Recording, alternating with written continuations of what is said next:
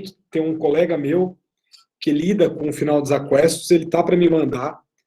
Acho que eu comentei desse caso com vocês, que gerou uma nulidade no Tribunal de Justiça, de uma sentença que foi mal colocada, e foi decretada a nulidade dessa sentença. Eu estou providenciando, é um documento muito longo, sabe? E aí e é segredo de justiça, então eu tenho que ter uma cautela, selecionar algumas partes, mas eu vou tentar trazer o caso prático de regime final dos aquestos, que é algo que é muito difícil da gente ver aí na prática, tá?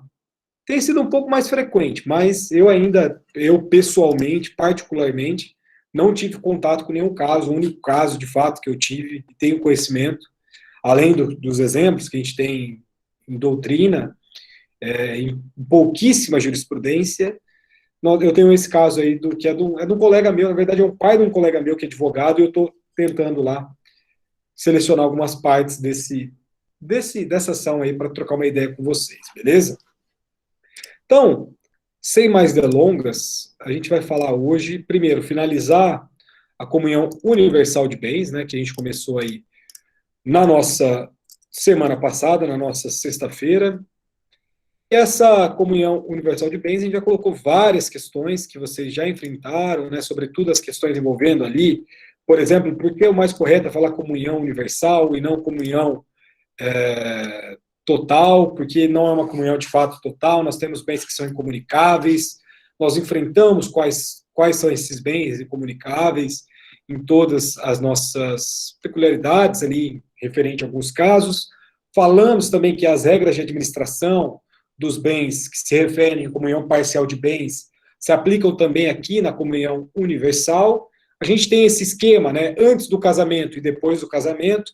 Antes do casamento, nós temos uma massa patrimonial do marido e uma outra massa patrimonial da esposa, da mulher, e essa massa, depois do casamento, ela, via de regra, geralmente, ela se torna única, né? Então, os bens anteriores os bens adquiridos anteriores a este casamento, eles entram dentro da comunhão, entram, portanto, em uma eventual partilha futura desses bens, tá? Trouxe para vocês o exemplo da Conta de Sociedade de Advogados, que trabalha uma ideia, por exemplo, tudo bem, é algo do trabalho, mas tem a questão da comunicabilidade, tá? E a gente tem, novamente, por isso que a gente fala de comunhão universal e não comunhão total de bens. Porque a gente tem uma regra do artigo 1668 do Código Civil, que traz a ideia de incomunicabilidade, ou seja, bens que são incomunicáveis. Aqui a gente distingue, por exemplo, as questões que envolvem direito sobre bens doados ou herdados. Na comunhão parcial, independe a cláusula de incomunicabilidade. Aqui precisa ter a cláusula de incomunicabilidade, perfeito? Lá não, aqui sim. Beleza? Então a gente já tem uma diferenciação em relação a isso. A segunda regra, que é a regra que é complicado demais explicar para vocês, mas eu me comprometo a explicar isso com maior profundidade quando nós estivermos estudando essa modalidade de testamento, que é a ideia de fideicomitente, fiduciário e fideicomissário. Novamente, o fideicomitente é a ideia de um testador, esse proprietário desse bem, que transfere para um primeiro herdeiro que, dentro de uma condição resolúvel, fica como titular dessa propriedade enquanto o fideicomissário não aparece. A partir do momento que o fideicomissário aparece, sai esse fiduciário e essa propriedade é transmitida pelo fideicomissário. Ou seja, existe uma propriedade que é temporária, um bem que passa pela mão do fiduciário. E por esse bem passar pela mão do fiduciário e não representar a vontade do testador, na verdade, esse bem é incomunicável. Porque vamos imaginar, se dentro dessa comunhão universal este bem fosse comunicável, a gente estaria infringindo regras de direitos sucessórios, que estão previstas dentro da nossa codificação civil. Este bem do fiduciário, dentro dessa hipótese, não é um bem dele. É um bem que está com ele, mas não é um bem próprio dele. É um bem que será transmitido a partir do momento em que esse fideicomissário aparece, ou seja, ele vem à tona. É complicado, eu sei que é complicado, mas tenha em mente esse segundo exemplo, tá?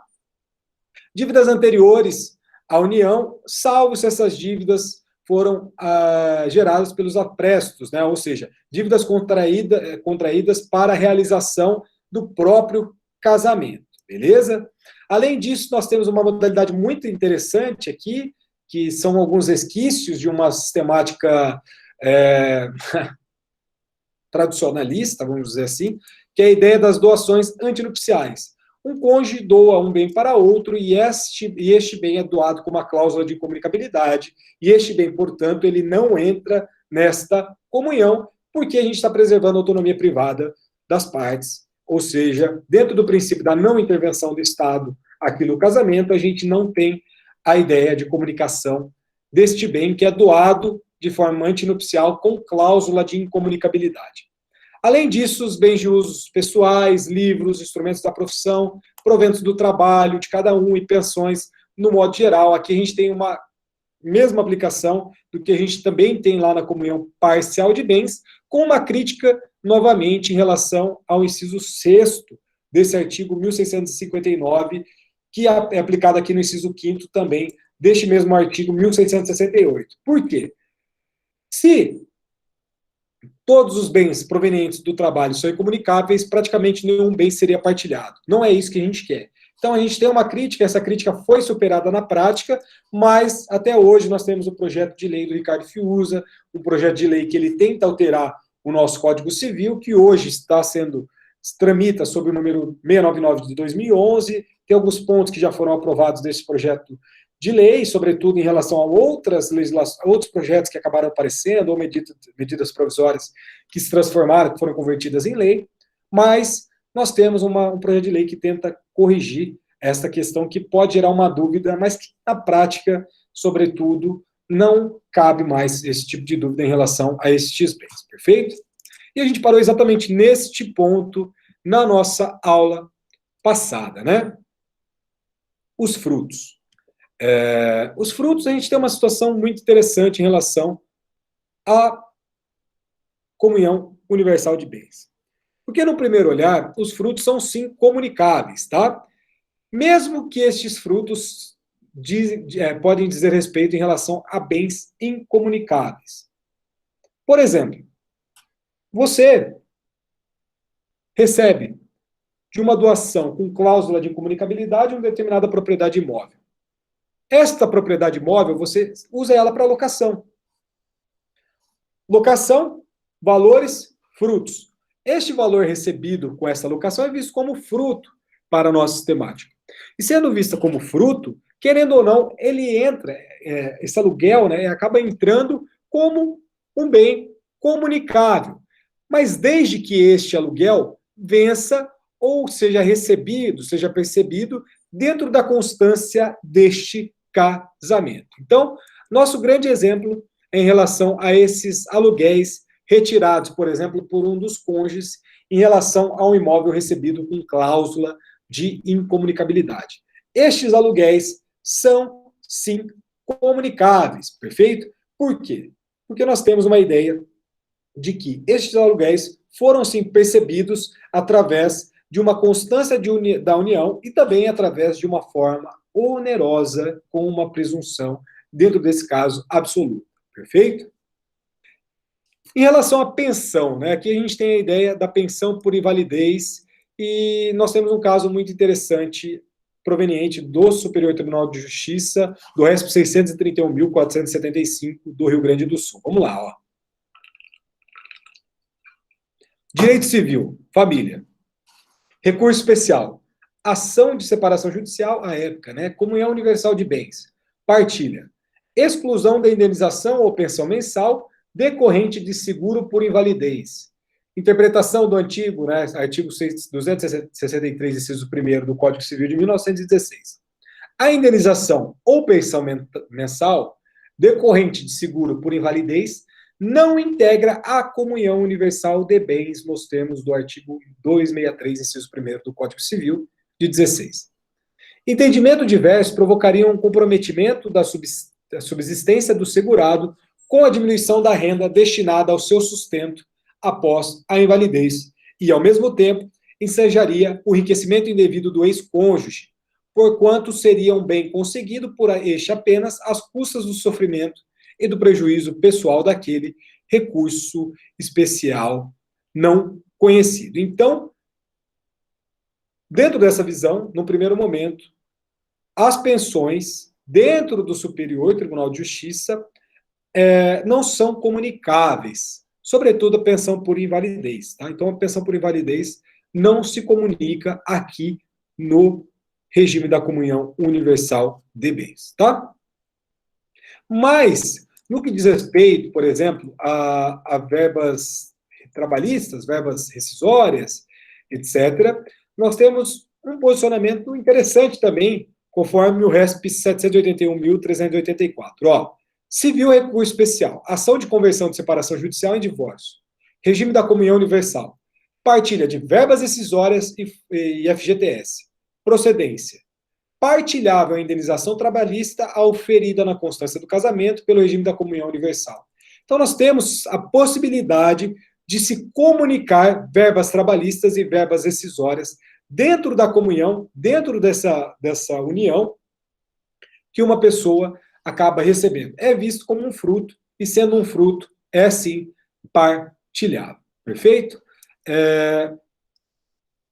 Além disso, ó, benefício previdenciário da aposentadoria do INSS, diferente de pensão por invalidez, algo nesse sentido, tá? Recurso especial, direito de família, comunhão universal. Frutos civis. Verbas recebidas a título de benefício previdenciário. Direito que nasceu e foi pleiteado pelo varão, ou seja, pelo marido, durante o casamento. Inclusão na partilha de bens. Recurso não conhecido. No regime da comunhão universal de bens, as verbas percebidas a título de benefício previdenciário resultantes de um direito que nasceu e foi pleiteado durante a constância do casamento devem entrar na partilha, ainda que recebidas após a ruptura da vida conjugal. Então, também, este benefício que é percebido, aliás, pode ser percebido até posterior ao casamento, à ruptura, melhor dizendo, mas que foi pleiteado durante o casamento, é visto como fruto civil também para o nosso Superior Tribunal de Justiça, tá? E eu lembro que eu comentei com vocês um caso muito interessante em relação à possibilidade de se comunicar valores provenientes em decorrência de uma indenização proveniente de anistia política dentro do período da ditadura militar. Informativo 469 do Superior Tribunal de Justiça. Olha lá, ó. Meação, indenização, anistia política. Trata-se de recurso especial em que a questão centra-se em saber se as verbas a serem percebidas pela recorrente a título de indenização oriunda de anistia política devem ser objeto de partilha de bens, em decorrência de dissolução de sociedade conjugal constituída sob o regime de comunhão universal de bens. No julgamento do especial, ressaltou a ministra relatora, entre outras questões, que o ato do Estado consistente no afastamento do recorrente das Forças Armadas, com a consequente perda dos rendimentos que auferia dessa atividade, não se circunscreveu apenas à sua esfera pessoal. Espraiou-se os seus efeitos deletérios também à sua família, notadamente à recorrida. Então, seu cônjuge, pois as vicissitudes decorrentes da perda da atividade laboral do varão recaíram sobre ambos. Registrou ainda ser inconsistente o argumento do recorrente de que o seu direito nascera somente com o advento da Constituição de 1988, pois, na verdade, este direito já lhe pertencia, ou seja, já havia ingressado na esfera de seu patrimônio e aqui, ex vileges, apenas foi declarado em momento posterior ao término da relação conjugal entre as partes. Destarte entendeu que os valores percebidos pelo recorrente a título de indenização decorrente de anistia política devem ser considerados para efeitos da meação. Então, gente, esse caso é muito interessante. Assim, é um caso prático interessante, mas a consequência é lógica, porque são frutos civis, tá? São bens, valores provenientes de uma atividade que essa pessoa exercia e que, querendo ou não, ia incrementar nessa renda familiar e, portanto, é visto sim como um bem comunicável, porque a cônjuge varoa, ela também foi prejudicada em relação a uma perseguição política que seu cônjuge varão sofreu no período da ditadura militar, que motivou a demissão dele, né, a retirada dele das Forças Armadas. Então, mesmo que seja ali um benefício, uma indenização, melhor dizendo, não um benefício, né, um ressarcimento, Ressarcimento também não. Exatamente, um ressarcimento, não uma reparação.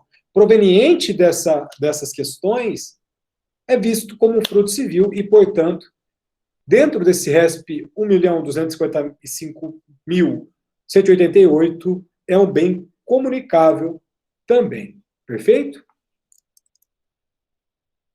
Eu já tinha comentado isso na aula passada em relação à administração dos bens, né? Aqui, quando a gente olha o artigo 1670 do Código Civil, a gente precisa revisitar ali artigo 1663, 1664 e 1665. Aliás, os 64 não, 65 e 66, né? Que dizem respeito ali aos atos da administração deste patrimônio conjunto do casal. Beleza? Sendo extinta a comunhão pela dissolução da sociedade conjugal e do casamento, dissolução da sociedade conjugal não é só divórcio, tá? Não é só divórcio. Morte, por exemplo, enfim. E sendo efetuada a divisão do ativo e do passivo entre os cônjuges, cessará a responsabilidade de cada um para os credores do outro. Eis que fica dissolvido o regime de bens e a comunicação dos aquestos. Ou seja, se você tem lá uma dívida proveniente de um bem e esse bem fica 100% com você, não fica em um regime condominial, uma mancomunhão, você também fica responsável por pagar as dívidas provenientes deste bem, por mais que essa dívida seja contraída antes desta divisão. Perfeito? De boa? Como é aniversário, é tranquilo. Separação de bens é mais tranquila ainda. O duro vai ser nos aquestos, viu? Fiquem tranquilos que vai vir bucha por aí. Bem, vamos falar do regime da separação de bens então, tá?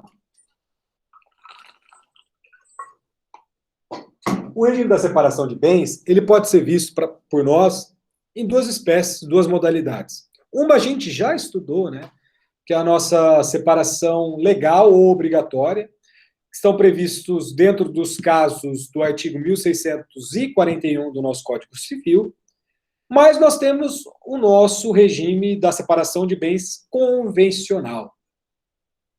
Ou seja, dentro do regime da separação de bens, nós temos dois modelos. Então, por isso, que ao invés de, por exemplo, a gente falar de 4 regimes, a gente poderia falar de 5 regimes. Comunhão parcial, universal, participação final dos aquestos, separação convencional e separação legal. Tá? Existe uma diferença grande em relação à separação legal ou obrigatória e a separação convencional, e a gente já verificou esta diferença, tá? Nós temos 2 dispositivos só, não tem aquele monte de dispositivo que nós temos nos outros regimes, tá? Bem, 2 regras específicas. O primeiro dispositivo, que é o 1687, ele traz uma regra básica quanto ao regime, ou seja, a de que não haverá comunicação de qualquer bem, seja posterior ao casamento, seja anterior ao casamento. Lembre-se que o casamento ele ocorre, de fato, a partir da celebração, enfim, tudo aquilo que a gente já estudou. Então, não é aquela ideia de tudo que é meu e tudo que é meu, tudo que é seu, e tudo que é nosso dentro da comunhão parcial de bens, né? Tudo que é meu é seu e tudo que é seu é meu, que é a comunhão universal de bens. Aqui é aquela história clássica, né? Tudo que é meu, ponto. Tudo que é seu e ponto. Tudo que é meu durante a aquisição, durante essa união, continua sendo meu. Tudo que é seu dentro de aquisições, dentro dessa união, também continua sendo seu. Ou seja, o artigo 1687 do Código Civil, ele é peremptório em relação a estas questões, de que tudo que ocorre na aquisição de propriedade anterior e posterior à celebração do casamento fica com a pessoa que está lá dentro desse registro. Uma dúvida pode surgir. Eu já tive isso na prática. Tá, estamos no âmbito da separação convencional. Só que o casal adquiriu uma propriedade. E o casal adquire uma propriedade 50% no nome do marido e 50% no nome da esposa. É isso. Se for feita uma partilha, vamos dizer assim, né? Na verdade, não vai existir partilha dentro dessa hipótese. ela vai continuar com 50% e ele vai continuar com 50%. Então, por mais que nós temos essa ideia de separação, de administração, porque o bem está no seu nome, você pode administrar sem outorga marital, sem outorga uxória, etc. Você não precisa de anuência para alienar esse bem, enfim, tudo aquilo que a gente tem como regra até agora. Mesmo assim, se o casal quer constituir um patrimônio comum, ele consegue constituir. Esse exemplo é um exemplo clássico, né? É um regime de condomínio, uma mancomunhão, que essas partes, dentro de uma regra latina, que a gente vai ver, que é o concurso partes fiunt, ou seja, é um concurso sobre a metade desse bem, que as partes vão administrar ali, também de forma conjunta, né? Porque cada um cabe 50%. Então, é possível, mesmo no regime da separação convencional, desde que estes cônjuges queiram, eles podem estabelecer bens que são bens, entre aspas, particulares, mas que são comuns a ambos, tá? Mas, se não for a intenção, e o marido adquirir, por exemplo, uma casa durante a comunhão, e a mulher e a esposa adquirir uma outra casa, um prédio, um apartamento dentro dessa comunhão, a casa fica com ele e o apartamento fica com ela. Então, não existe nenhuma dificuldade aqui. O que está no nome da pessoa, do proprietário, permanece como proprietário. Então, destaco para vocês novamente, ó, cada um dos cônjuges poderá alienar, gravar com ônus real, os seus bens, mesmo sendo bens imóveis, no caso da separação convencional de bens. Então, para nós, por isso que eu falo que a separação convencional de bens, ela é bem diferente da separação legal. Por quê? Porque somente nela, na separação convencional, existe a nossa chamada separação absoluta, tá? Ou seja, você pode dispor de forma livre desses bens, sem a necessidade da outorga conjugal, marital, uxória, enfim. Perfeito? Então, na separação convencional, é muito simples. O que está no seu nome é seu. O que está no nome da outra pessoa é dela, dele, enfim. É a única separação absoluta do nosso Código Civil. Como que a gente forma a separação convencional de bens, gente? Pacto antinupcial. Manifestação dupla de vontade das partes. Livre e espontânea. Pacto antinupcial gera separação convencional.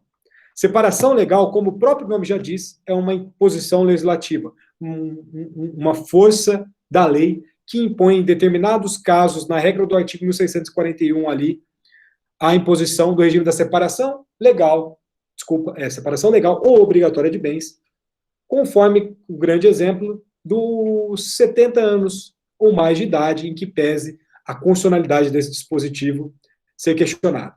Trabalhar, por exemplo, a ideia de causas suspensivas, né? Uma pessoa que vai celebrar um casamento, vai ter um novo casamento, sem partilhar os bens provenientes do seu cônjuge, ex-cônjuge falecido, né? Ou seja, uma pessoa que se tornou viúvo, enfim, vai ali contrair um segundo casamento e não fez a partilha, não fez o inventário do primeiro casamento, vamos dizer assim, da primeira pessoa que ela tinha um casamento e que se tornou objeto de um inventário. Causa suspensiva. Causa suspensiva de casamento, a pessoa vai casar? Vai casar. Mas qual que é uma sanção uma das sanções, né, que as causas suspensivas podem colocar para nós? Separação legal. Então, a separação legal é uma decorrência legislativa, vem da lei. É um ato imperativo. Separação convencional, não, tá? Precisa ser uma manifestação de vontade das partes.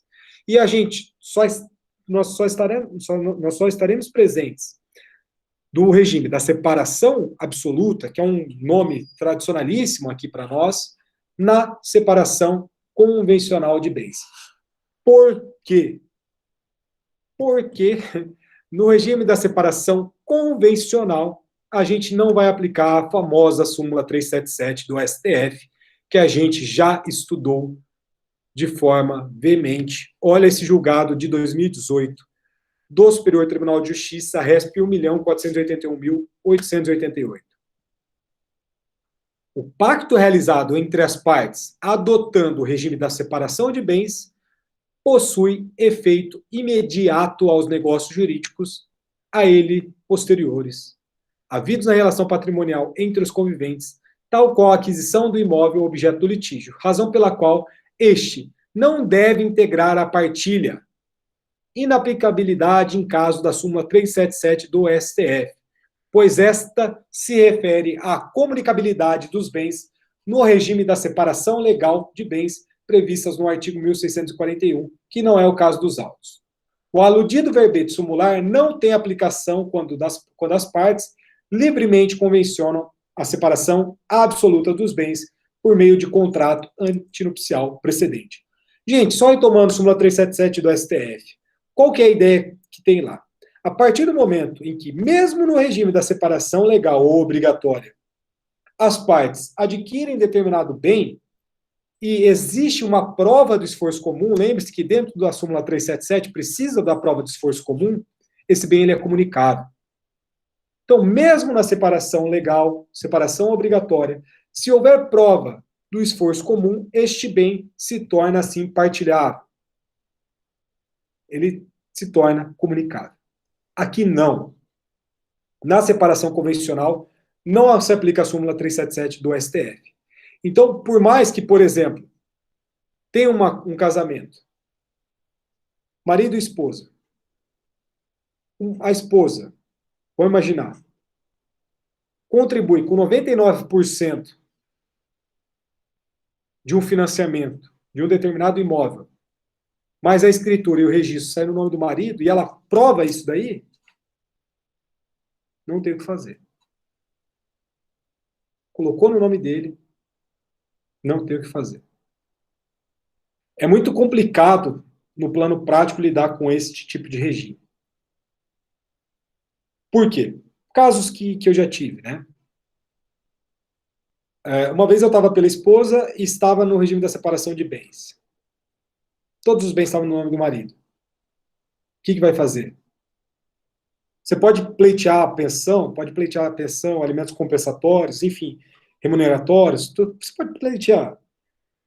Mas assim, a questão dos bens no regime da separação convencional, que é o regime da separação absoluta, é muito delicado. O que a gente tem é exatamente este o desenho. Antes do casamento, os bens do marido permanecem com o marido. Os bens da mulher permanecem com a mulher. O que diferencia o que a gente estudou até agora? Que depois do casamento, os bens do marido continuam sendo do marido, mesmo que ele constitua bens depois do casamento, e da mulher também. Como eu destaco para vocês, pelo regime da separação de bens, cada cônjuge é dono exclusivo do seu próprio patrimônio, não importando se o bem foi adquirido antes ou posterior ao casamento, nem mesmo se a sua aquisição ocorreu de maneira onerosa ou gratuita. Assim, o cônjuge é livre para vender, doar, trocar ou dar em garantia seus próprios bens, sem a necessidade de autorização do outro, ou seja, a nossa outorga uxória ou outorga marital. Cada cônjuge é também exclusivamente responsável pelas dívidas que contrair, à exceção daquelas contraídas em benefício da família, como é o caso de débitos referentes aos estudos dos filhos. Aqui é administração conjunta. Então, isso sim acaba entrando, tá? Porém, os cônjuges são obrigados a contribuir para as despesas do casal na proporção dos rendimentos do seu contrato e de seus bens, salvo estipulação em contrário no pacto antinupcial. Então, em resumo, no regime da separação de bens, o amor, elemento que impulsiona o casamento, não se confunde com o aspecto patrimonial. A gente vai estudar essa questão do pacto antinupcial, né? Porque, assim, o pacto antinupcial, por exemplo, se colocar uma ideia de onerosidade extremamente, como eu coloco para vocês dentro desse slide, esse pacto antinupcial, novamente, gente, pacto antinupcial não serve somente para estipular o regime de bens. Trabalha ali com questão da própria administração desses bens, às vezes questões ali referentes, por exemplo, um bem é comunicável, mas se dispensa outorga, algo nesse sentido. Mas o pacto antinupcial, ele não pode trazer uma situação de enorme desproporção, de que o cônjuge, em pior situação financeira, né, por exemplo, tem que arcar com todas as despesas da união.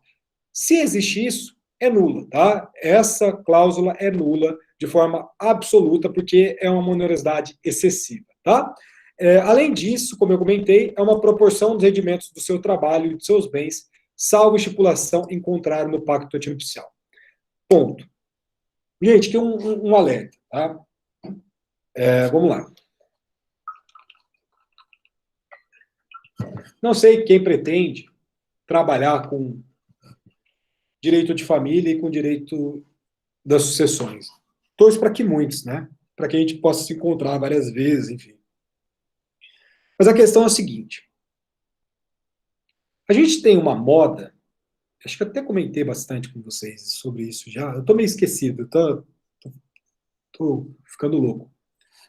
Mas a gente tem uma moda hoje no Brasil que é o nosso chamado planejamento sucessório. Ou seja, como transformar um eventual inventário dentro de critérios menos onerosos ou até mesmo critérios mais eficientes, né? Inventário às vezes é demorado, às vezes é muito caro, cada vez mais caro. A nossa alíquota do Paraná é baixa, mas eu estava mexendo num agora em Santa Catarina que bateu 6% de alíquota. Rio de Janeiro chega a 8%. A questão é a seguinte: planejamento sucessório é algo que está aí na moda. Holding familiar. Nossa, que maravilha.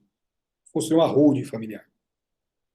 Eu acho que eu comentei com vocês um caso, quando eu estava falando sobre o regime da comunhão parcial de bens, de um pai que construiu uma holding e ele tinha um patrimônio particular ali, que entraria num inventário, de 10 milhões de reais.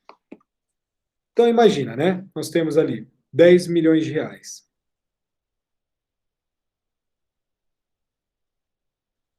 Se a gente faz um inventário tradicional, esses 10 milhões de reais, hoje, pela alíquota que nós temos no Paraná, 400 mil reais iria só para o pagamento de TCMD, que é o imposto de transmissão causa-mortes. A pessoa fala, meu Deus do céu, paga 400 mil reais de imposto, sobretudo essa pessoa que tinha algumas propriedades rurais, trabalhava ali também com empresas, então a pessoa já fala, pô, mas o que a gente faz aqui para tentar diminuir um pouco? Claro que não sonegando, né? A gente não está trabalhando com essa hipótese. Aí foi cogitado fazer a nossa chamada holding familiar, que nada mais é que uma empresa ou algumas empresas que, de fato, ela se apresenta como uma solução muito interessante, dependendo do caso concreto, mas esse pai, ele tinha 2 filhos. E esses 2 filhos, eles eram casados pelo regime da comunhão parcial de bens. O pai criou a empresa, capital social lá embaixo, colocou os 2 filhos como sócio, o capital social dos sócios menor ainda, coisinha pequena, e o pai foi colocando, né? Imóvel por imóvel, também para não ficar uma coisa muito onerosa, vai cedido imposto, né? Atos constitutivos em junta, tudo.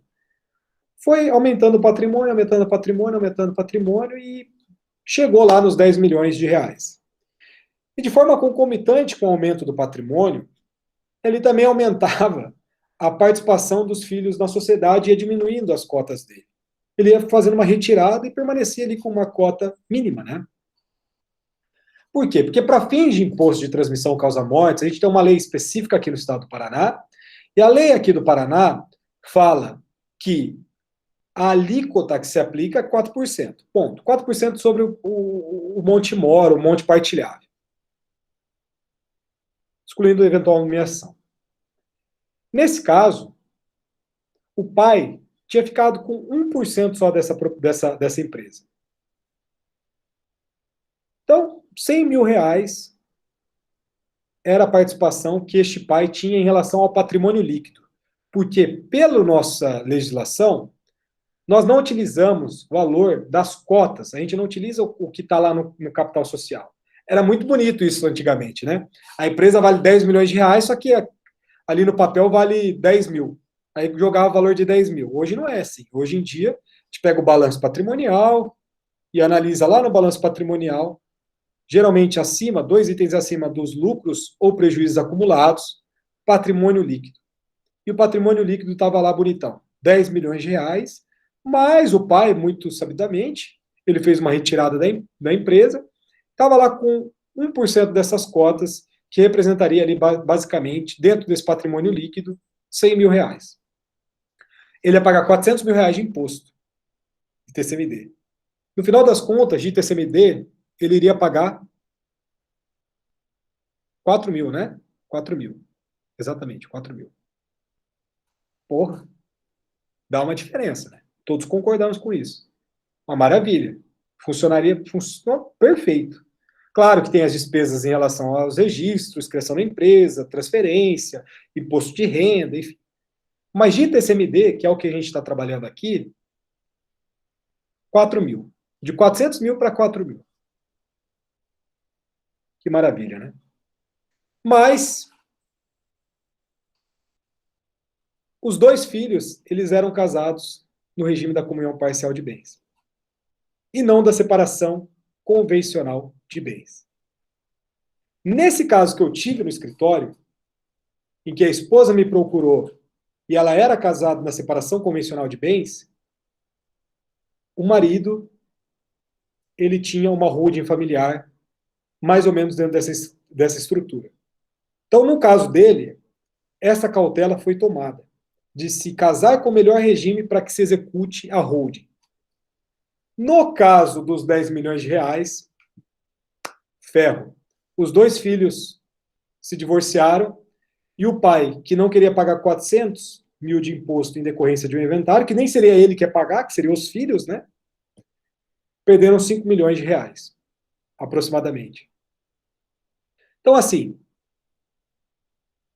a separação convencional de bens pode ser muito útil. Lembrando que você pode ter bem em condomínio na separação convencional de bens, pode constituir patrimônio ali de forma harmoniosa, desde que seja a intenção.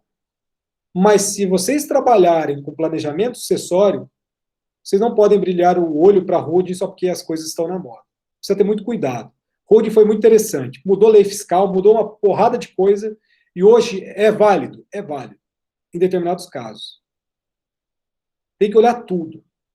Sobretudo a questão do regime de bens, que é extremamente importante aqui para nós.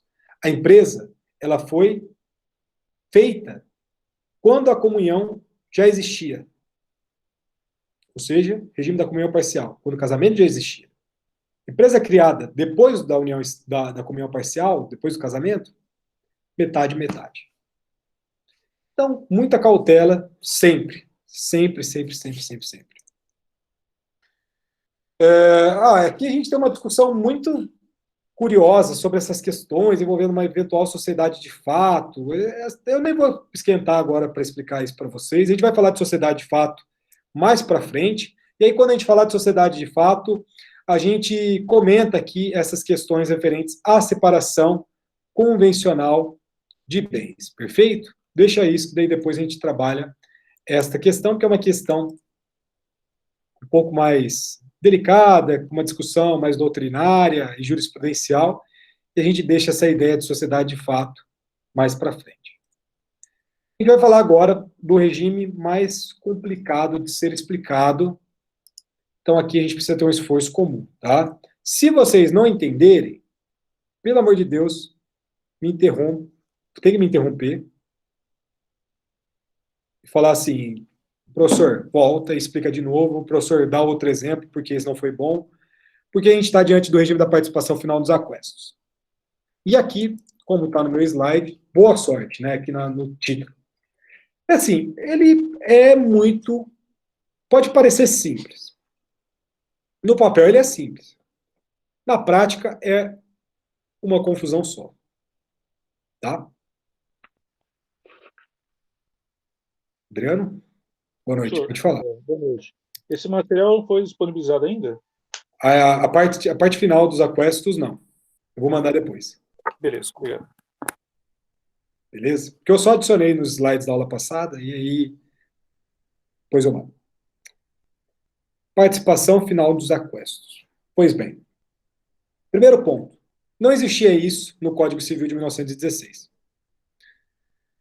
O nosso regime da participação final dos aquestos é visto por muitos como o nosso chamado regime contábil. A gente vai entender o porquê. Então, regime contábil para nós, meros estudantes do direito. Meu Deus. Já parece um tanto quanto forçado, né? Fala, meu Deus, eu não quero fazer isso. Regime contábil, eu não consigo. Já parece que é um fato que acaba não gerando ali uma vontade, né? Pô, separação convencional é muito simples, separação convencional é muito simples, comunhão universal é muito simples, comunhão parcial, muito simples. Aí chega no regime contábil. Quem que vai fazer esse regime contábil? Tem que estar muito doido, né? Essa pessoa provavelmente não está manifestando livremente essa vontade. Mas, na verdade, esse regime ele é interessantíssimo, tá? Sobretudo para casais que são casais empresários, casais que trabalham ali em eventual atividade que tem que passar a propriedade para o nome, passar a propriedade para outro, passar, enfim, uma questão, por exemplo, corretores de imóveis, coisas dentro desse sentido, tá?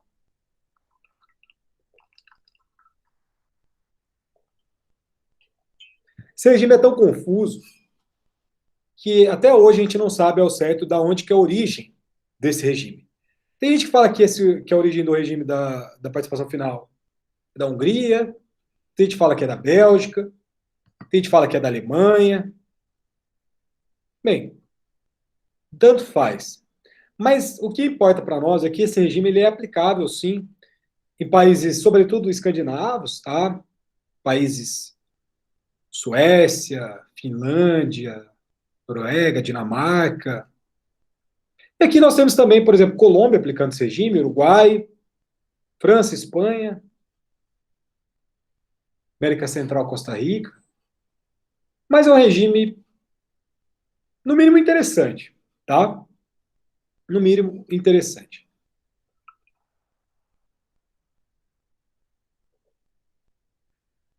A professora Marilena Diniz, como eu já comentei com vocês, diz para nós que esse regime da participação final dos aquestos é o regime do casal de empresários. Então, é um regime muito interessante. A gente vai entender o porquê. Mas a questão é que ele não foi aplicado, ele não tem uma eficácia 100% aqui no Brasil. Se a gente olhar casamentos hoje, a grande maioria é comunhão parcial, porque é o regime supletório, legal.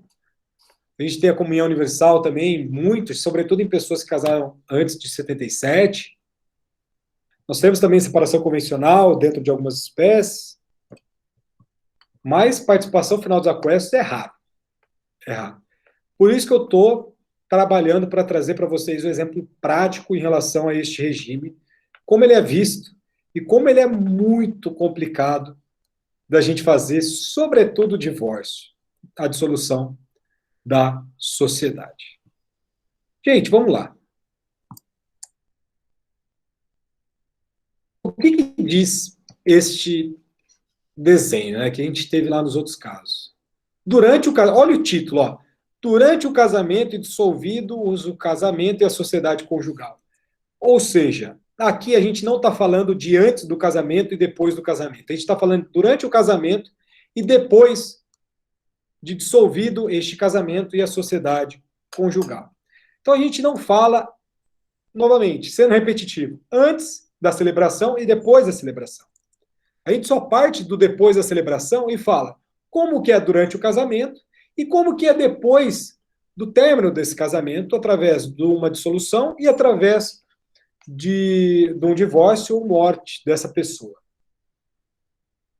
Ou seja, durante o casamento, via de regra, existe uma separação total de bens, uma separação convencional de bens. Mas no caso de uma dissolução do casamento e da sociedade conjugal, a gente tem uma coisa muito próxima da comunhão parcial. Então, cada cônjuge dentro desse casamento, ele terá direito a uma participação daqueles bens para os quais colaborou para a aquisição e tem que provar dentro do regime da participação dos aquestos esforço comum. Tá? Então, a pessoa precisa provar que contribuiu para a aquisição dessa propriedade. Aqui a gente tem uma ideia muito interessante, porque aqui nós temos uma ideia de que, na verdade, a gente está discutindo, e a gente vai colocar isso um pouco mais para frente, mas os bens, né? A gente está falando dos bens que foram adquiridos dentro desse casamento. A gente não está falando de questões ali que não foram adquiridas, questões, por exemplo, dívidas, a gente tem a ideia de dívidas também um pouco mais para frente, mas são bens adquiridos ali durante esta constância. Perfeito? Então, para a gente, dentro desse regime da separação, desculpa, do regime da participação final dos aquestos, vai interessar o momento da dissolução.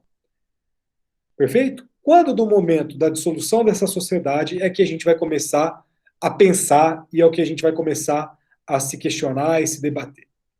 Então, o que nós temos? O regime da participação final dos aquestos, cada cônjuge possui patrimônio próprio, cabendo-lhe à época da dissolução do casamento da sociedade conjugal direito à metade dos bens adquiridos pelo casal a título oneroso na constância do casamento. Então, de fato, num primeiro olhar, no plano ali da legislação, desse artigo 1672, parece muito fácil, porque, na verdade, é uma comunhão parcial, mas que durante essa comunhão parcial não precisa de outorga uxória, não precisa ter ali uma manifestação do outro cônjuge para você alienar, alienar, doar, enfim, transferir, fazer o que você bem entender com esse bem, até mesmo sendo um bem imóvel. Então, a gente pega uma parte, vamos dizer assim, da separação convencional, quando esse casamento ele ainda existe, né, ele ainda está ali perfeito, mas quando da dissolução a gente aplica a regra da comunhão parcial, ou seja, os bens adquiridos durante essa constância desse casamento, aqui necessitando de prova de esforço comum, diferente da comunhão parcial, tá? Esses bens serão partilhados. Então, novamente, não existem dúvidas de que durante a existência, né, deste casamento, existe uma separação de bens. E no caso de separação, de dissolução, de morte, enfim, não existe, e por isso que não é comunhão parcial, gente. Não existe propriamente uma meação. Não é pegar e fazer uma divisão pela metade. Não é isso. Não é isso. A gente vai entender como que isso funciona na prática. Mas é uma participação de acordo com a contribuição de cada um para a aquisição do patrimônio a título oneroso. Perfeito? Calma que a gente vai entender como que isso funciona na prática e eu acho que vai clarear melhor para vocês. Falamos do 1672. O 1673, ele determina que integra o patrimônio próprio os bens que cada cônjuge possuía ao casar, ou seja, antes do casamento, e os por ele adquiridos a qualquer título na constância do casamento. E aí uma dúvida já pode surgir, né? E a administração, professor? Exclusiva de cada cônjuge, porque aqui nós temos, de fato, uma ideia de separação convencional durante este casamento. Beleza? A grande questão é exatamente esta, a dissolução da sociedade conjugal. Porque a divisão dos aquestos, que é essa participação comum, esses bens adquiridos durante essa participação comum, é o que vai nos interessar para se fazer a partilha. Então, quando se dissolve essa sociedade conjugal, nós precisamos apurar os aquestos. E para nós chegarmos o que vai caber para cada um, a gente precisa excluir os bens próprios, que são 3. Ó, os bens anteriores ao casamento e os que em seu lugar se subrogarem, os bens que sobrevieram a cada cônjuge por sucessão ou liberalidade e as dívidas relativas a estes bens, tá? Em relação a essas questões, né, são presunções relativas, esses bens eles não se comunicam via de regra, mas se você comprovar que houve uma participação, que houve uma prova de esforço comum, algo nesse sentido, sim, se comunicam de forma tranquila, tá? Mas precisa de prova de esforço comum. Precisa de prova, tá? Para tirar essa incomunicabilidade nesse momento dos bens anteriores, bens que sobrevieram e as dívidas relativas não, né? Mas os bens ali, nós temos sim uma presunção relativa, ou seja, uma presunção iuris tantum, e, portanto, pode ser afastada por meio de provas, tá? Bem, vamos olhar como que isso funciona na prática, de fato, vai? Seguinte, esse exemplo ele é trabalhado pelo Paulo Lobo e ele trabalha dentro também da visão e do exemplo do Oliveira e Muniz. O que acontece aqui, ó?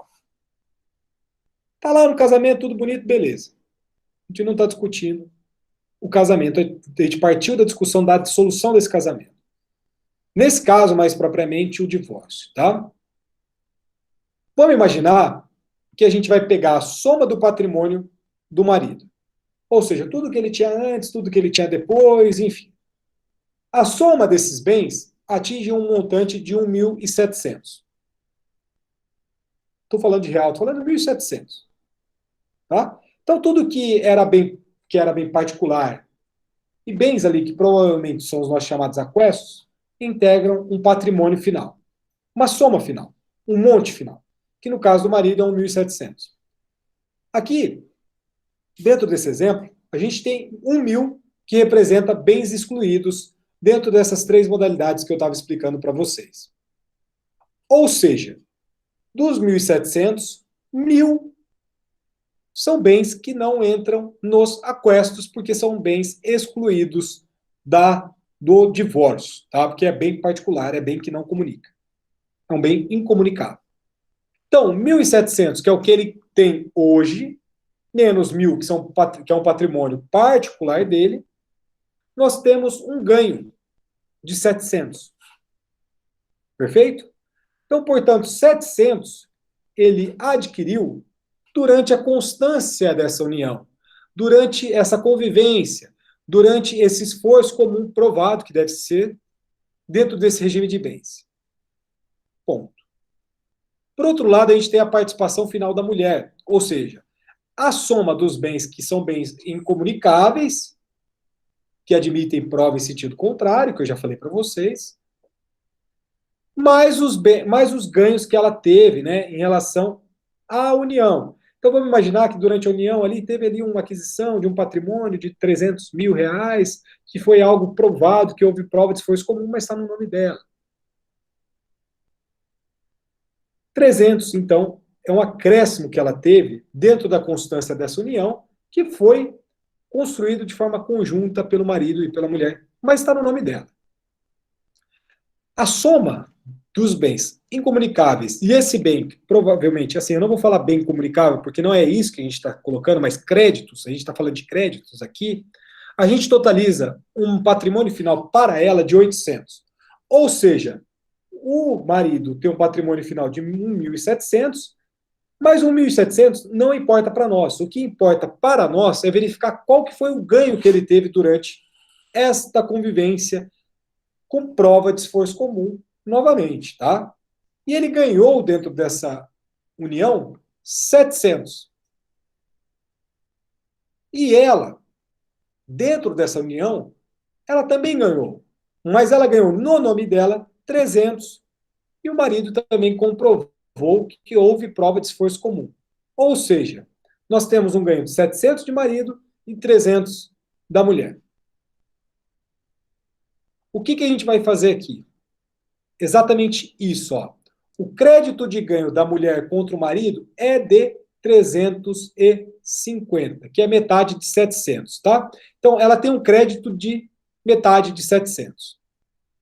O crédito de ganho ali do marido contra a mulher é de 150, ou seja, o crédito de 300 dividido por 2. Aqui é o crédito dividido por 2, independentemente de tudo. Esses créditos, eles são compensados. E vai se obter ali o crédito de participação devido pelo marido à mulher. Ou seja, se cabe um crédito da mulher de 350, que é metade do marido, ela precisa necessariamente descontar 150, que já é dela. Ou seja, um crédito final de 200. E realizado esse crédito de participação em favor da mulher, o marido ele vai conservar ganhos ou aquestos, ou seja, ele vai pegar esses 700, tirar os 200 e vai chegar nos 500. Ou seja, ele está pagando para ela 200, perfeito? Porque ele teve ali um ganho de 700. mas ela teve um ganho de 300. Se ela tem direito a 350 e ele tem direito a 150 dela, existe uma diferença de 200, compreenderam? Ou seja, ele precisa pagar para ela 200. Se ele tem um ganho de 700, sem pagar nada para ela até agora, ao pagar ela essa diferença de 200, ele atinge um patrimônio final de 500. E ela, ao somar esse patrimônio de 300 mais 200 que ela está sendo indenizada pelo marido, ela também vai atingir um patrimônio final de 500.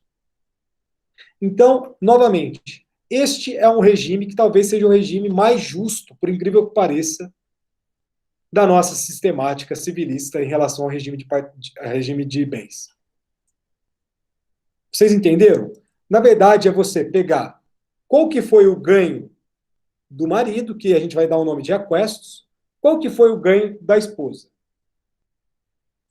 Divide por 2 os dois. É o que cada um vai ter direito. Perfeito? Faz ali a diminuição, faz ali a compensação. Chegou no valor da compensação, é o que um vai precisar indenizar para o outro. Quando esse um tira do bolso e indeniza, o patrimônio final vai ser equivalente. Perfeito? Ou seja, mais fácil ainda. Pegou lá, os aquestos do marido compreendem 800, perfeito? Os aquestos da esposa compreendem 300 dentro desse caso.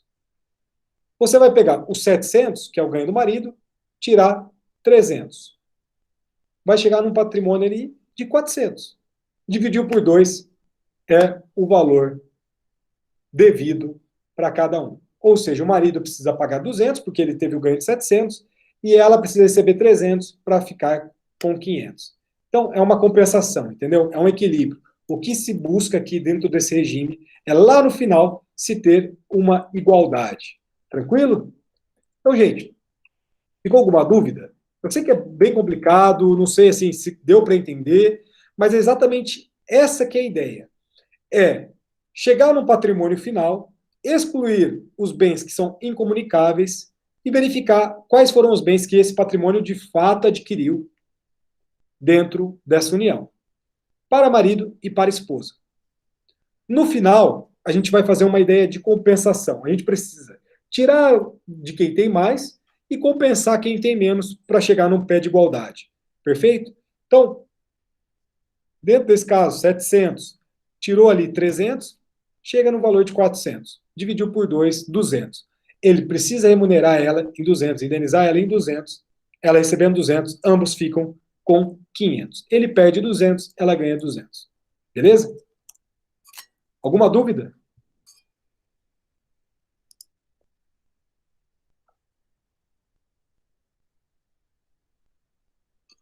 Gente, aqui a gente não fala de menção, tá? Aqui a gente fala de participação. Por isso que a gente tem o nosso título,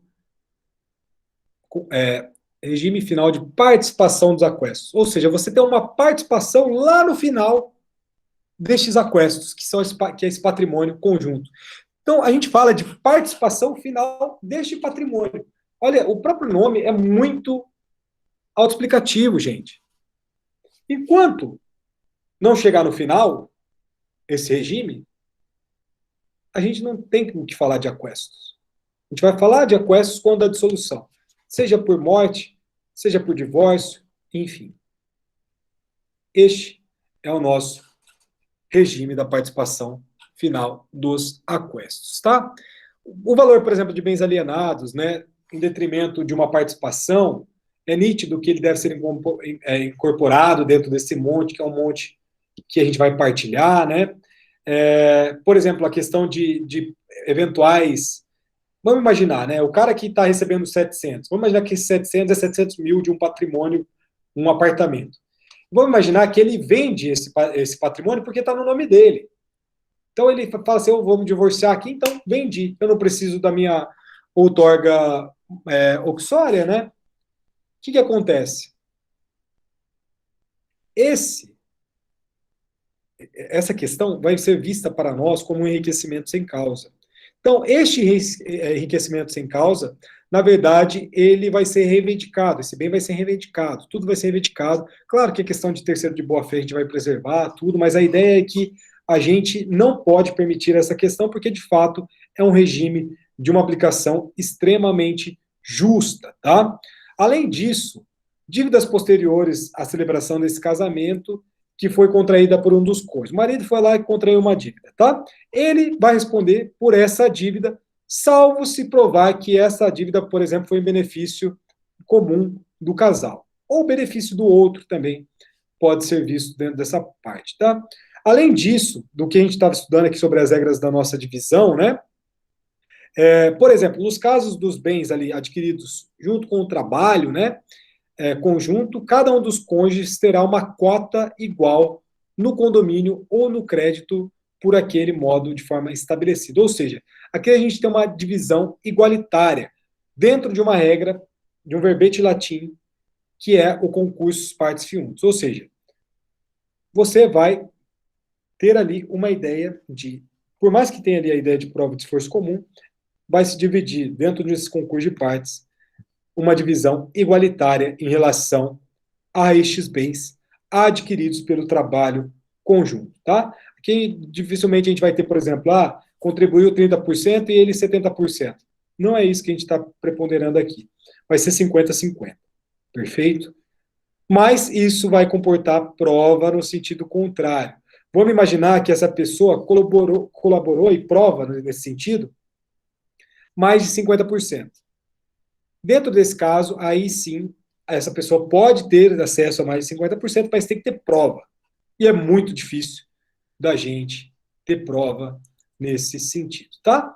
Além disso, as coisas móveis, né, em face de terceiros, a gente vai presumir que se trata do domínio do cônjuge devedor, né, salvo se for de uso pessoal do outro. Então, os bens imóveis são de propriedade do cônjuge, cujo nome constar no registro, salvo impugnação desta titularidade, cabendo ao cônjuge proprietário o ônus de provar a aquisição regular dos bens de forma individual. Então, o ônus de prova da aquisição individual, para que não entre no aquesto, cabe a este proprietário. Então, vamos imaginar que esses 700, novamente, é um apartamento, mas é um apartamento proveniente único e exclusivo ali de um aporte de 100% do marido. Não entra no aquesto, tá? Exatamente é isso que a gente está querendo trabalhar aqui. Beleza? Deu para entender? Vocês estão traumatizados? Fechou?